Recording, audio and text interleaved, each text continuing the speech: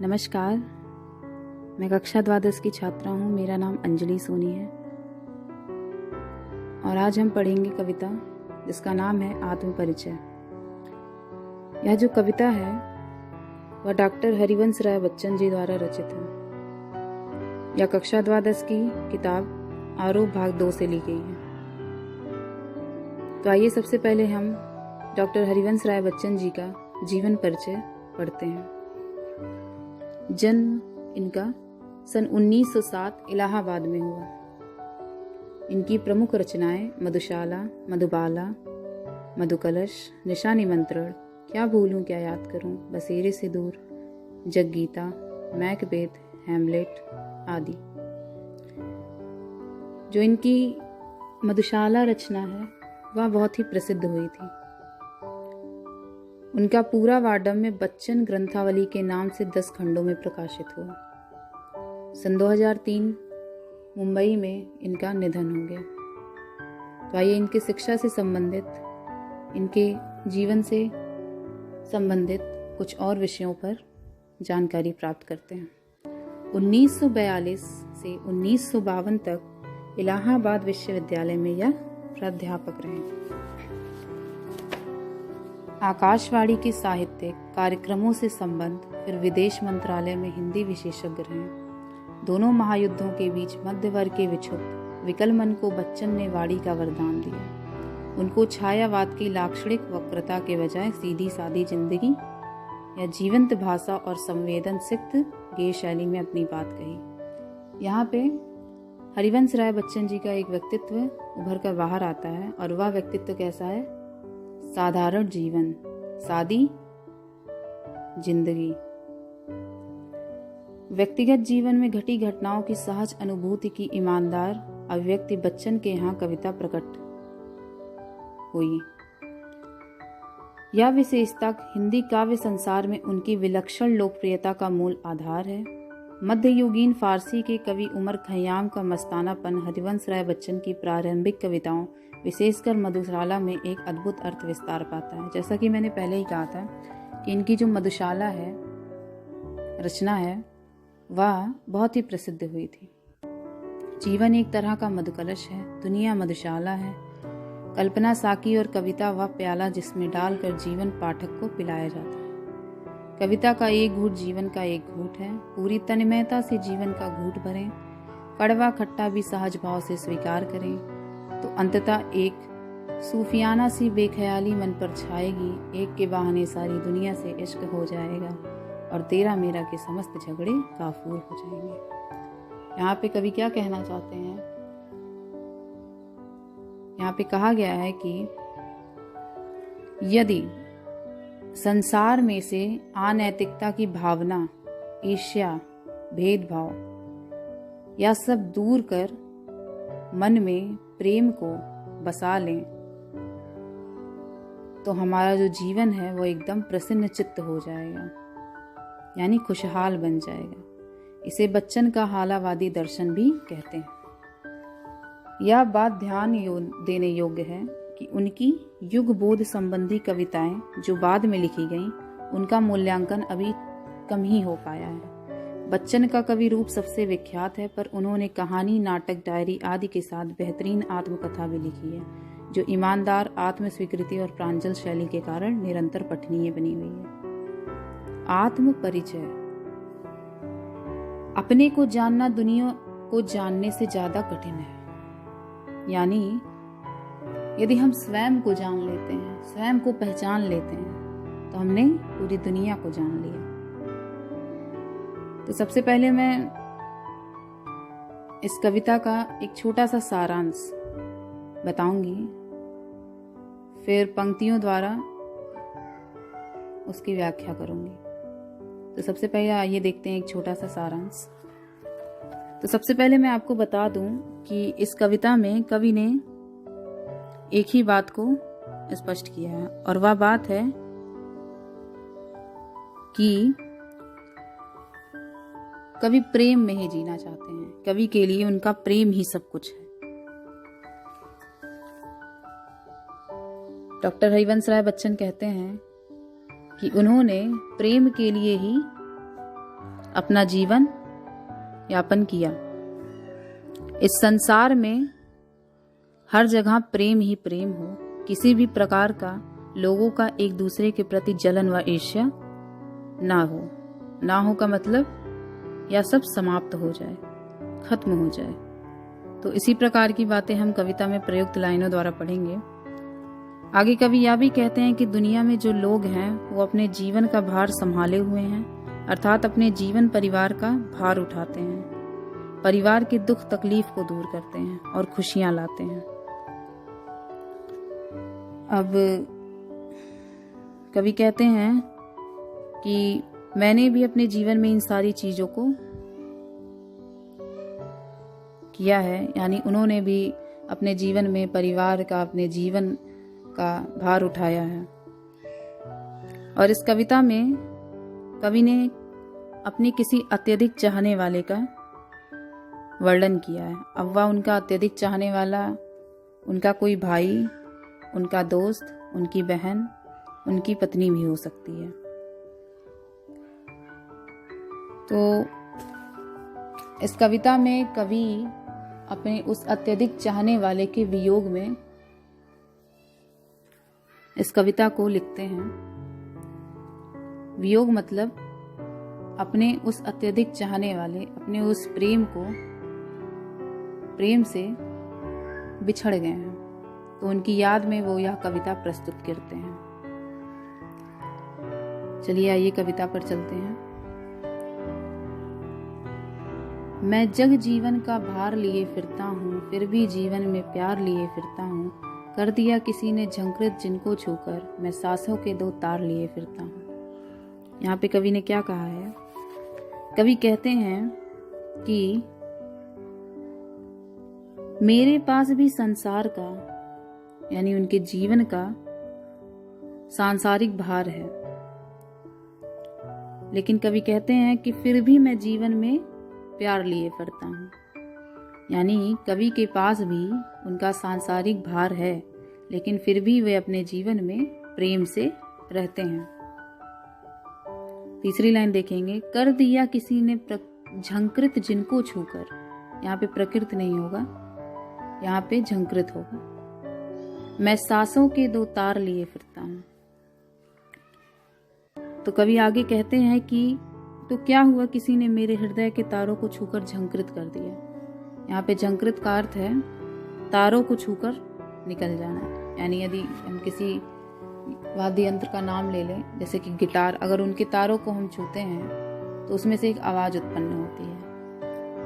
तो कवि कहते हैं कि तो क्या हुआ किसी ने मेरे हृदय के तारों को छूकर झंकृत कर दिया।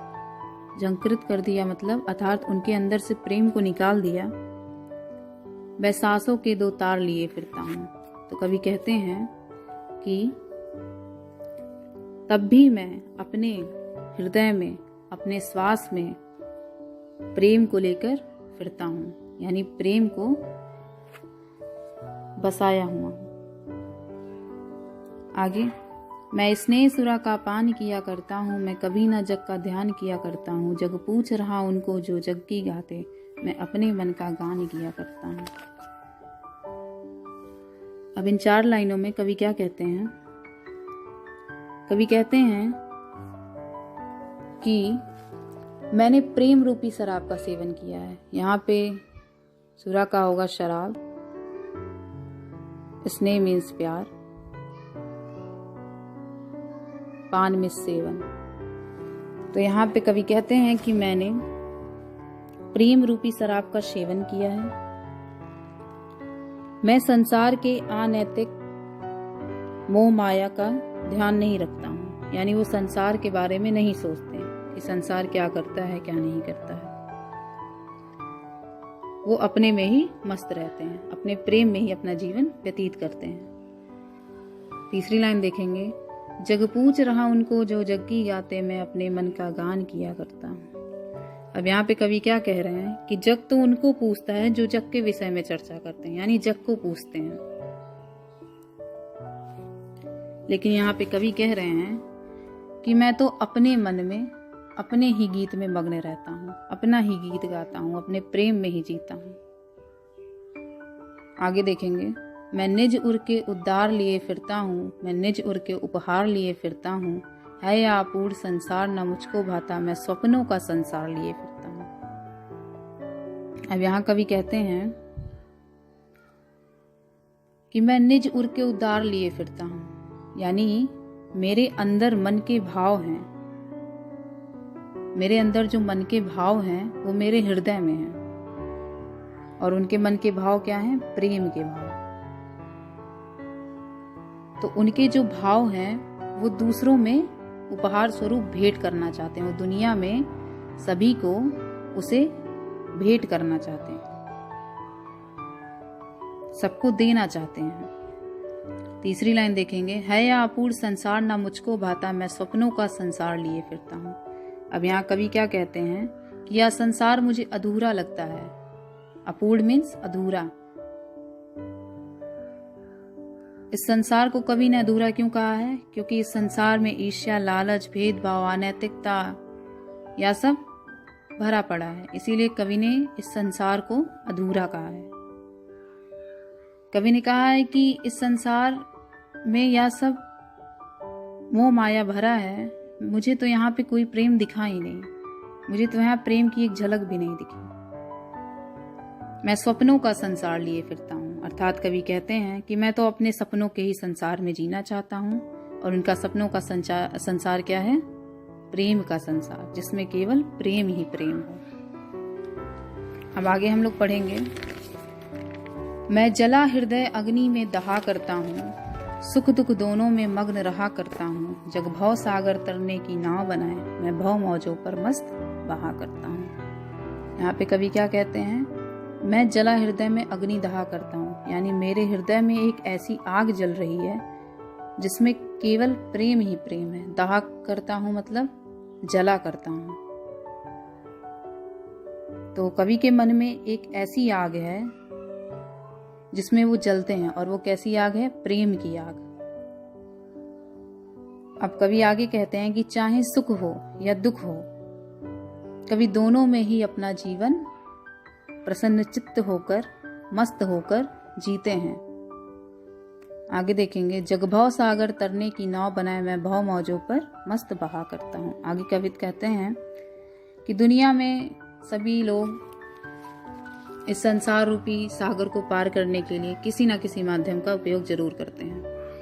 अब यहाँ पे उस माध्यम को कवि ने नाव बताया है। तो कवि कहते हैं किसी न किसी माध्यम का उपयोग करते हैं लोग इस संसार रूपी सागर को पार करने के लिए।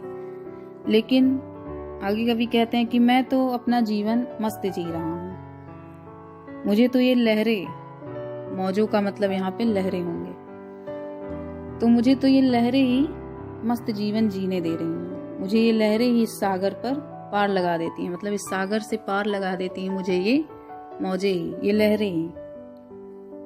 अंततः कवि कहते हैं कि संसार रूपी सागर को पार करने के लिए मैं किसी भी माध्यम का उपयोग नहीं करता, मैं प्रेम से ही अपना सब कुछ जीता हूँ, अपना जीवन व्यतीत करता हूँ, अर्थात इस संसार रूपी सागर को पार करता हूँ। आगे देखेंगे, मैं यौवन का उन्माद लिए फिरता हूँ, उन्मादों में अवसाद लिए फिरता हूँ, जो मुझको बाहर हंसा रुलाती भीतर, मैं हाय किसी की याद लिए फिरता हूँ। यहाँ पे कवि क्या कहना चाहते हैं? कवि कहते हैं जब वो युवावस्था में होते हैं कि मैं जवानी में भी अपना जीवन मस्त जी रहा हूँ, लेकिन कवि आगे कहते हैं कि उस मस्त जीवन में भी मेरे अंदर दुख है, और उन दुखों की वजह से ही कवि अंदर ही अंदर रो रहे हैं। भले से ही वहां बाहर हंस रहे हैं, हंसता चेहरा दिखा रहे हैं, लेकिन वो अंदर ही अंदर रो रहे हैं। कवि कहते हैं कि मैं अपना दुख किसी को दिखलाता नहीं हूं, लेकिन मैं अंदर ही अंदर वियोग हूं। मैं हाय किसी की याद लिए फिरता हूं। कवि कहते हैं कि मैं अपने प्रिय, मतलब अपने वह अत्यधिक चाहने वाले से जो बिछड़ गए थे, उसकी याद लिए फिर रहे हैं, अर्थात उसको बहुत ही ज्यादा याद करते हैं। अब आगे देखेंगे। कर यत्न मिटे सब सत्य किसी ने जाना, नादान वही है हाथ जहाँ पर दाना। फिर मूल न क्या जग जो इस पर भी सीखे, मैं सीख रहा हूँ सीखा ज्ञान भुलाना। यहाँ कवि क्या कहते हैं? कवि कहते हैं कि इस संसार के जो सभी लोग हैं वो सत्य के पीछे भाग रहे हैं। सत्य मतलब अनैतिकता, अनैतिकता के पीछे भाग रहे हैं। लेकिन कवि ने सत्य को यहाँ पर प्रेम के रूप में दर्शाया है। तो कवि कह रहे हैं कि इस संसार के जो सभी लोग हैं वो सत्य के पीछे भाग रहे हैं, लेकिन इस संसार के लोग ने आज तक सत्य जाना ही नहीं कि सत्य है क्या, और सत्य क्या है? प्रेम। कवि कहते हैं कि सभी लोग अपने अहंकार, ईर्ष्या, भेदभाव, अनैतिकता में ही जी रहे हैं, अर्थात लालच के पीछे भाग रहे हैं। ये सारे नादान लोग, यहाँ पे नादान का मतलब मूर्ख लोगों से है। मूर्ख लोग लालच के पीछे भाग रहे हैं। तो कवि कह रहे हैं कि ऐसे मूर्ख लोग क्या सत्य को पहचानेंगे? वह सत्य को कभी जान ही नहीं सकते। मैं सीख रहा हूँ सीखा ज्ञान भुलाना। कवि कहते हैं कि मैंने तो सत्य को जान लिया है, मैं या तो सीख चुका हूँ, यानी मैंने सत्य को पहचान लिया है, अर्थात वे प्रेम में ही अब अपना जीवन मस्त जी रहे हैं। यानी उन्होंने सत्य अर्थात प्रेम को पहचान लिया है और वह अपना जीवन प्रेम से जी रहे हैं। आगे देखेंगे। मैं और जग और कहाँ का नाता, मैं बना बना कितने रोज जग मिटाता। जग जिस पृथ्वी पर जोड़ा करता वैभव, मैं प्रतिपग से उस पृथ्वी को ठुकराता। यहाँ पे कवि ने अपने आप को और संसार को अलग बताया है। यानी उन्होंने कहा है कि मेरा और संसार का कोई रिश्ता ही नहीं है, मैं अलग हूं और संसार भी अलग है। तो कवि आगे कहते हैं कि मैं अपना अलग ही संसार बनाना चाहता हूं, अर्थात कवि अपनी कल्पनाओं, अपनी सोच, अपना प्रेम, इन सब से अपनी एक अलग दुनिया बनाना चाहते हैं। लेकिन कवि यह भी कहते हैं कि जब मैं अपनी इन सारी चीज़ों को, अपनी सोच, अपनी कल्पनाओं, अपने प्रेम को इस संसार में डालता हूँ तो उसमें कोई ना कोई कमी रह जाती है, और फिर मैं उस संसार को मिटाकर, यानी उसे भूलकर, यहाँ पे कवि का अर्थ यह है कि उस बीता हुआ कल को भूलकर नए संसार का निर्माण करते हैं, यानी नए सिरे से अपना जीवन व्यतीत करते हैं। अतः कवि एक ऐसे संसार को बनाना चाहते हैं जिसमें उनका सिर्फ प्रेम ही प्रेम भरा हो, उनका सत्य, उनका प्रेम ही प्रेम भरा हो, अर्थात वो अपने इस प्रेम रूपी संसार में मस्त रहें, खुश रहें। आगे देखेंगे। मैं निज रोदन में राग लिए फिरता हूँ, शीतलवाड़ी में आग लिए फिरता हूँ। हो जिस पर भूपों के प्रसाद निछावर, मैं वह खंडहर का भाग लिए फिरता हूँ। यहाँ कवि कहते हैं कि जब मैं रोता हूँ, यानी कवि कहते हैं कि जब मैं रोता हूँ तो उसमें भी प्रेम छुपा हुआ रहता है, मतलब उनके रोने में भी प्रेम छुपा रहता है। शीतलवाड़ी में आग लिए फिरता हूँ, उनकी आवाज, उनकी वाड़ी कितनी भी ठंडी हो, लेकिन उसमें वो एक आग को जरूर लिए फिरते हैं, और उनका वो आग क्या है? प्रेम का आग। हो जिस पर भूपों के प्रसाद निछावर, कवि कहते हैं कि जैसे जिस प्रेम पर राजा महाराजा ने अपने महलों तक को न्यौछावर कर दिया, परंतु मैं वह खंडहर का भाग लिए फिरता हूँ। कवि कहते हैं कि मेरा प्रेम इतना तो अत्यधिक है नहीं कि मैं महल न्यौछावर करूं, लेकिन हाँ, मेरा प्रेम खंडर के समान जरूर है, उस खंडर का एक अंश जरूर है। आगे देखेंगे, मैं रोया इसको तुम कहाते हो गाना, मैं फूट पड़ा तुम कहते छंद बनाना, क्यों कवि कहकर संसार मुझे अपनाए, मैं दुनिया का हूं एक क्या दीवाना। यहाँ पे कवि क्या कहते हैं, मैं रोया इसको तुम कहाते हो गाना। कवि कहते हैं कि जब मैं रोता हूँ, यानी कवि जब रोते हैं तो लोग उसे गाना समझ लेते हैं, या पूरा संसार उसे गाना समझ लेता है। जबकि कवि क्या कहते हैं, कवि अपना दुखड़ा समझाते हैं, गीत के रूप में अपना दुखड़ा कविता के रूप में प्रस्तुत करते हैं, लेकिन संसार उसे गाना समझ लेता है। मैं फूट पड़ा तुम कहते छंद बनाने। यहाँ फूट पड़ा का मतलब अत्यधिक रोना। कवि कहते हैं कि जब मैं अत्यधिक रोने लगता हूँ, जब मैं अत्यधिक रोना शुरू कर देता हूँ, तो कविता के माध्यम से वह मेरा रोना, अर्थात कवि का वह रोना वियोग होता है, फिर भी लोग उसे गाना समझ लेते हैं, उसे छंद बनाने लगते हैं, यानी कविता समझ लेते हैं, गीत।